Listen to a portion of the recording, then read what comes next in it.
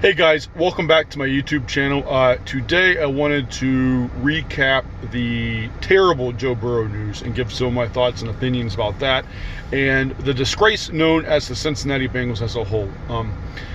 I have sat with this team for a long time and watched failure after failure after failure after failure.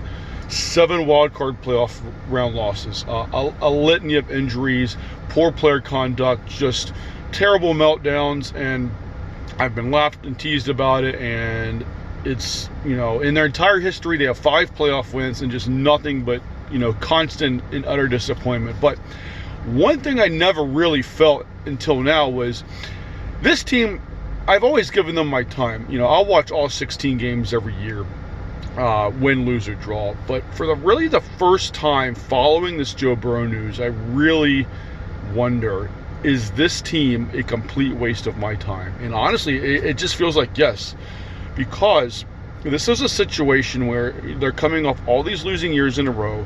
They draft a guy from my hometown of Athens, Ohio, and great guy, great player. This was a chance to turn the franchise around. Now, once he was drafted, everybody looked at this and said, well, he's just going to get hurt playing for the Bengals. And they're right. He got hurt playing for the Bengals because they didn't put the care and effort needed to protect this guy. If Joe Burrow was the Ferrari, they gave the keys to a 16-year-old. We all saw this coming, and it didn't matter enough to them to protect their franchise. They have a stadium lease coming up in 2026, and they're not generating any goodwill whatsoever. So to me, I'll never criticize somebody who just comes up short, but if you don't even care or show an effort, that is a complete disgrace. What they did to this kid is a complete disservice, and everybody on the coaching staff and front office needs to be fired immediately. I can't even look at these guys for what they did to Joe Burrow. The game plan, the drafting, the free agency failures. They basically, it was a hope and pray strategy. And yeah, he hadn't been hit as much lately, but it was only a matter of time. And Zach Taylor, he can get his ass out of town. That guy, to me, out of all the Bengals coaches in their history, he is the absolute worst one that they've ever had. And they've had mostly bad ones. He is a complete disgrace, a fraud, a failure at his job. And if you heard what he said after the game, screw this guy. He can get out of town right now. I don't even want to look at him. I can't even handle this coaching staff. Jim Turner on the offensive line. Duke Tobin, who's been, they don't even have a GM, but he's been like, the guy in charge of a lot of the personnel moves. They have drafted so badly the past half decade, and a lot of these draft failures are the reason why Joe Burrow is hurt today and facing a significant length in terms of his recovery. This didn't have to happen. Yes, there are freak injuries. Yes, guys get hurt.